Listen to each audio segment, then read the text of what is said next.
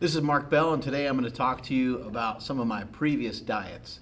Some of you may know that I have tried many different styles of diet over the years.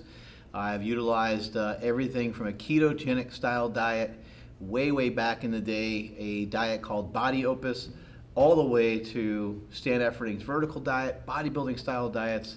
I've even done a week of just straight fast food for experimental purposes, so that's what we're going to get into for today.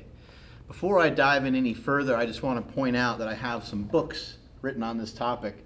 This book right here, Jacked and Tan, goes over quite a bit of my old school powerlifting career, as well as what I used to eat and kind of where I'm at more currently. This book right here, The War on Carbs, in my opinion, is one of the best books ever written in terms of being more focused on a low-carb lifestyle. And there's multiple diets in this book. It's not just straight up keto. It also talks about some just general low-carb living. And this book kind of is the basis, minus a couple things, kind of is the basis of how I eat and just how I live my life in general from a food perspective. But I wanted to show you this so you see what's on the cover here. That's me getting ready for a bodybuilding show. But that's not the style of diet we're going to talk about right now. Right now, we're going to talk about the meat and potato, the nuts and bolts of my powerlifting diet that had me. You too, ladies and gentlemen, can look just like that. That's me and my daughter Quinn a long time ago. Now, I know that that might look fat and repulsive and disgusting, but that was also something that led to a 1,080 squat, an 854-pound bench, a 766-pound deadlift, broke records in multiple federations and broke records in multiple weight classes, totaled elite in every weight class from the beginning of my powerlifting career, from 198 pounds all the way up to super heavyweight at one point. What I used to do in powerlifting, from a powerlifting perspective, and my diet while powerlifting, I just want to give you a little bit of background on what I used to do before I got into going from like 242 to 260 to 285 to 300 to 320 and all the way eventually up to 330 pounds. My diet since the time I've been a kid, since the time I was 14, 15 years old, has been protein based, has been, I would say, meat minded. As soon as I found out that protein was going to be a key factor, that protein was a big influential factor in retaining muscle mass, as soon as I found that out, I changed my life around forever. Anytime I had an opportunity to add more protein to a meal, I did. So here's an example. If I got a burrito, it would have double the amount of chicken. If I got a sandwich, it would have double the amount of turkey. If I was going to eat a scramble for breakfast, it would have double the amount of eggs. Things like that is where I kind of started. Without any real diet, I just started to increase the amount of protein. Now, as a young kid, I would eat kind of a mixture of carbs, fat, and protein. I was trying to get big for football, and it worked well. I weighed 240 at the age of 16 years old, so I was a big kid. So I just want to give you a little bit of that background in order to explain what we're going to land on a little bit later on. As I got a little older, I recognized, hey, like it'd probably be easier to get chicks if I wasn't as fat. And so I got into a ketogenic style diet. That served me really well for many years, helped me get in better shape. But as I started getting into, as I left professional wrestling, yes, I was a pro wrestler at the time, we'll save that story for another day. As I left pro wrestling and recognized my true calling in life, which is powerlifting, I had a decision to make. Or the choice rather was, look man, if you want to be a powerlifter, you better start to look like a powerlifter and you better start to get big like a powerlifter. So how do powerlifters get big? How do they increase size? Or at least, how was I going to do it? At the time, when I first moved to California from Columbus, Ohio, where I was doing some powerlifting with Louis Simmons, and some people might say, why'd you ever leave that scenario? Left that scenario because my wife is from California, and we needed to kind of like get our life and live our life out here with my son Jake. This is where we decided to plant our roots and to grow a family, I guess you'd say. California it was. Now I needed to make some decisions on how was I going to get big? How was I going to get better at powerlifting? When I first started in this area, in this Northern California area, before I even hit up a powerlifting meet, I would say my squat was in like the mid sixes in powerlifting gear. Okay, my bench press was in the mid to high fives in a bench shirt. My deadlift was in the low 600s. I competed in a local powerlifting meet at Diablo Barbell and ended up squatting 705, I believe. I ended up bench pressing 600 pounds and I ended up pulling like 622 pounds. And that was kind of the start, okay? But I only weighed about 240, 250. I think in that contest in particular, I competed at 242. And I remember I really struggled in that meet. Like I just wasn't, to be honest, I just wasn't very good. And as I looked around the room that day and saw bigger lifters, one lifter being a guy by the name of Chad Ikes, another lifter being my best friend, Jesse Burdick, and a couple other lifters that outlifted me that day, the common denominator was these people were way bigger and way thicker than me. And I thought to myself, like, I gotta make sure that this never happens again. This is unacceptable. You know, you need to be, like, getting bigger, like, shouldn't be that hard. All you need to do is eat a lot every day.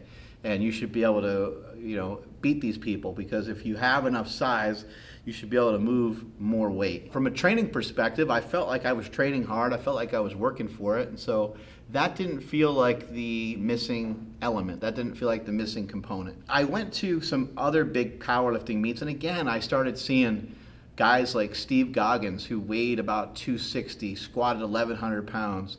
I started seeing guys like Chuck Vogelpohl compete in the 275-pound weight class and squat 1,100.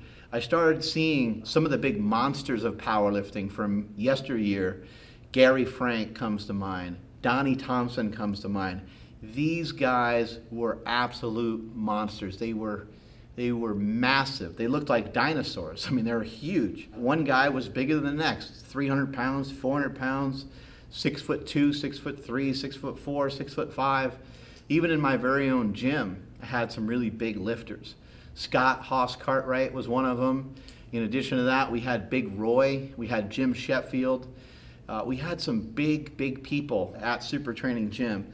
And that was really a big turning point for me, was to see some of these massive athletes breaking all-time world records around the world, and then to start to have some massive athletes of my own inside the walls of SuperTraining Gym, and to start to understand and learn from them on how to get this big. Because getting big was actually like a real chore. It was actually really hard. It may sound super rude to say something like this, but somebody who is really big and really fat, if you were to think about what they do, that's a great way for you as a powerlifter to get big. It's like you want to try to actually figure out some ways, how do I kind of slow my metabolism down?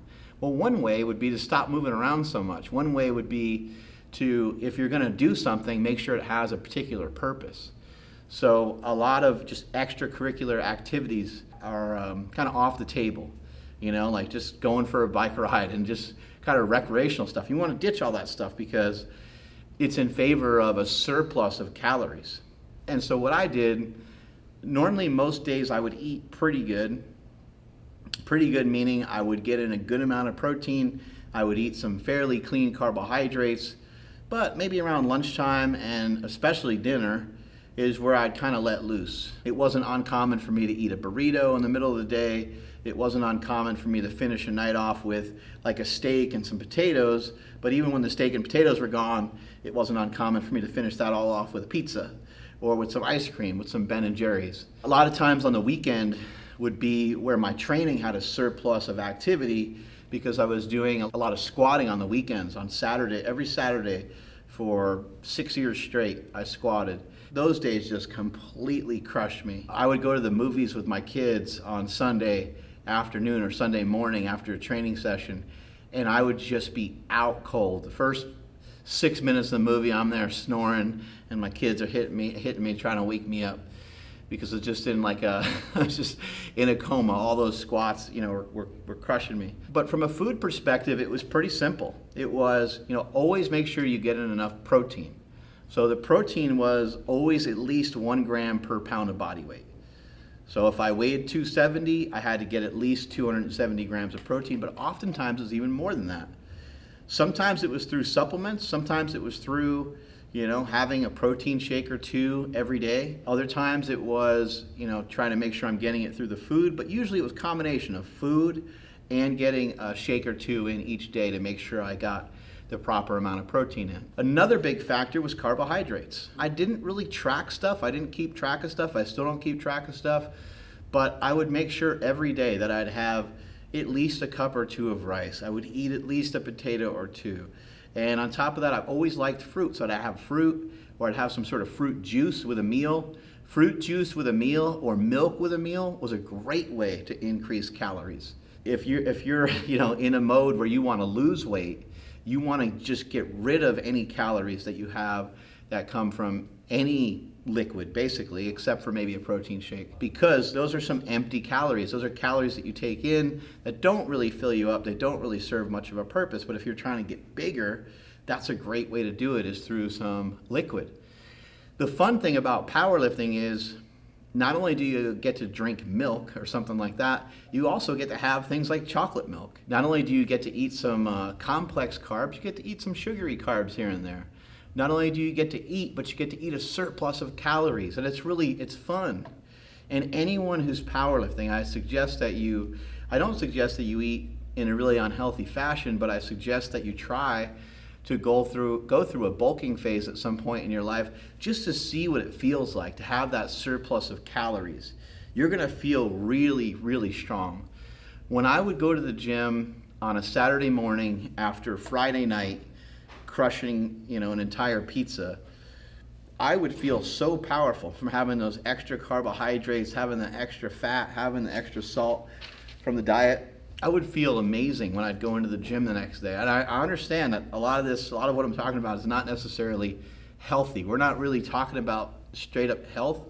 We're talking about straight up strength. That was my goal at that particular time. Most of the meals I had, I want to stress this. I want to stress that most of the meals I'd have, let's say that I had 5 meals in a day.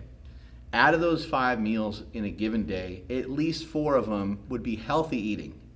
And I'm being serious about this. I'm not just saying, hey, I ate clean, because I know a lot of people say they ate clean and then they eat like crap. But a lot of my meals included eggs, chicken or steak, bacon, cheese, just a lot of protein-heavy meals. Depending on the situation, depending on what I was training, depending on when I was training, there would be some extra carbs thrown into the mix. A lot of times it was post-workout. In fact, I used to take a product, it's called Surge. I'm not trying to sell anybody on a particular product, but they still make this product. It's on T Nation, I believe is the website. It's a carbohydrate amino acid formula, and I used to mix that with some extra protein, and I would drink that once my workout started or sometimes post-workout to get in extra carbs and protein. And I'd have, 100, maybe 200 grams of carbohydrates during a training session. Those carbohydrates, it felt like it fed and fueled me enough during the workout to get through my assistance exercises. When you feel like wiped out from the main movement. Picture squatting, 900 pounds for 3 sets of 3 for the day, and then having to still do glute ham raises and stiff leg deadlifts and bent over rows and stuff like that. You just feel fried after lifting that amount of weight. And so having those calories during the workout actually really helped push me through the workout. The workouts at the time would take 2 hours, 3 hours, sometimes even up to 4 hours. It would take a very, very long time. One other thing that I would do that is maybe doesn't make sense to people or maybe counterintuitive. I didn't care about gluten. At the time, that was just around the time of the paleo movement, and you started hearing more and more information about gluten and about, these types of carbs that will blow you up. Well, I wanted stuff to blow me up. I wanted, people might think it sounds weird, but I wanted inflammation. I would actually have what I call bench bagels. I would eat bagels before I bench pressed. I would eat 3 or 4 bagels. Sometimes I'd get salt bagels, or I'd get everything bagels. I'd get a little cream cheese on them, and I would come in the gym after eating these bagels, and I would just have a kind of a sodium and carbohydrate overload, and you could see it in my face. You guys saw how big my face was, but when my face was big and puffy like that, I felt insanely powerful. I felt like I could just run through a brick wall and be completely unfazed by it. I don't have a recipe for you in terms of how many calories I ate every day, but I do have this measure, and this is the measure I've always used. I've always weighed myself on the scale. So if I was trying to gain weight, let's say I was getting ready for a competition and the weight class was 308 pounds, I knew that it would be smart for me to weigh 315, 320, get a lot of my training in being above the weight, and then just miss a meal or two going into the weigh-in. Once the weigh-in is over, kind of recarb up and be back up over the weight class limit, because you want to be at the top of the weight class.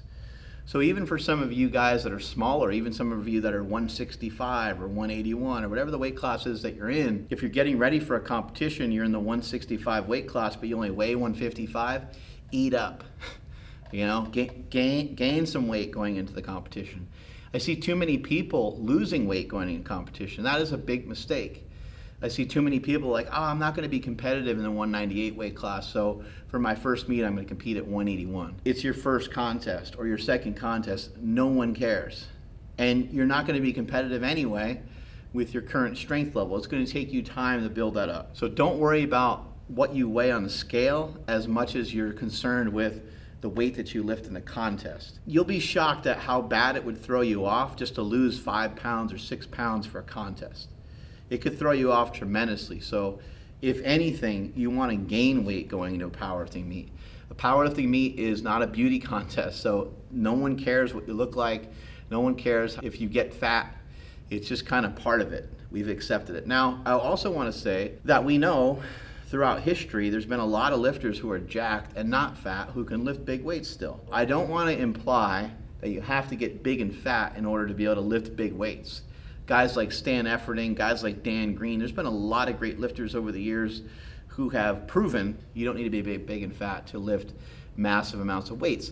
For the most part, most people are going to be stronger when they're heavier. Per pound of body weight or whatever, yeah, you could argue sometimes people are a little stronger when they're in those lighter weight classes, but that's not really what I'm talking about. I'm talking about moving around some weight. First guy to deadlift 1,100 pounds is who? Eddie Hall, right? Does anyone care what Eddie Hall weighed when he pulled 1,100 pounds? Never heard anybody bring it up other than Eddie Hall himself, because no one cares. No one gives a right? When you're trying to go after big weights, you might have to weigh a lot. Don't have any reservations about it. Go after it with everything that you got. Lastly, I just want to finish by saying I think that sometimes people they're scared to make a sacrifice towards certain things. I was sacrificing for the unknown. I didn't know it was going to come. I didn't know it was going to happen. I was just in the hot tub the other day with my wife. Can I get a hey now? I was in the hot tub with my wife the other day, and I was just kind of moving around, and I was kind of trying to stretch my leg, and I'm moving my leg around, and I was like, man, I just wish I was like more mobile. She's like, well, we wouldn't have all these nice things if you're more mobile. And I was like, all right, point taken, I get it. So the sacrifices I made to maybe miss out on being able to crisscross my legs or being a little bit more mobile, or at the time, not being as fat as I was, those are all things that, yes, I could have been better off, I could be better off, right? But these are things I sacrificed for, and at the time, I didn't really know exactly what they were going to lead to. But going all in and going after everything the way that I did, with the intensity that I did, my body may be banged up and scarred up and bruised up, and I might have limitations the rest of my life for it. But hey, I'm living pretty large, I'm living pretty good, I'm pretty damn happy nowadays. So go after stuff with everything you got, have no regrets, don't hold back. And when it comes to your food, you're gonna have to really learn to eat up. One last thing I almost forgot is I used to have to wake up early in order to get enough food in every day. That is where a lot of me, getting up earlier started. Used to have to wake up. I wake up earlier nowadays, but I used to wake up around 6 a.m. and start cooking right away to make sure that I was able to get in enough meals each and every day. At that time, I usually ate about 4 times a day, full meals, and then I'd have a shake or two mixed in there, and maybe I'd have a Captain Crunch shake from Carl's Jr. here and there, a milkshake or whatever else I could get my hands on. But anything, at the time, all foods were an option for me. But again, I tried to eat pretty healthy most of the time. I would say maybe about 20% of the time I would hit up some fast food. I'd eat something fried. I'd eat like a bowl of ice cream, but like sugar, fried foods, desserts, stuff like that. It wasn't a major part of my diet. I would eat them a couple of times a week, but the majority of the foods was high protein, high complex carbohydrates. Strength is never a weakness. Weakness is never a strength. Catch you all later.